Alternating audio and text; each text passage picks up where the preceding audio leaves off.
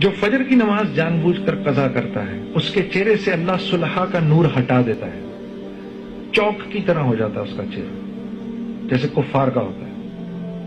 جو ظہر کی نماز جان بوجھ کر قضا کرتا ہے اس کی زندگی سے رزق کی برکت نکال دی جاتی ہے، اس کے رزق سے برکت نکال دی جاتی ہے، کما کما کے پاگل ہو جائے گا، پورا نہیں پڑے گا۔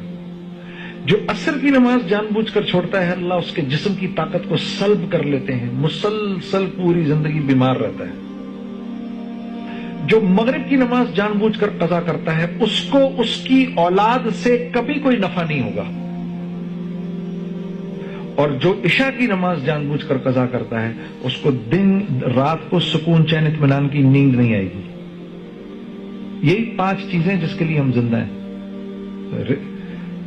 چہرے کی خوبصورتی، رزق میں برکت، جسم کی طاقت، اولاد اور میرا جو کنبہ ہے اس کے اندر آپس میں محبت، اور رات کو سکون چین کی نیند۔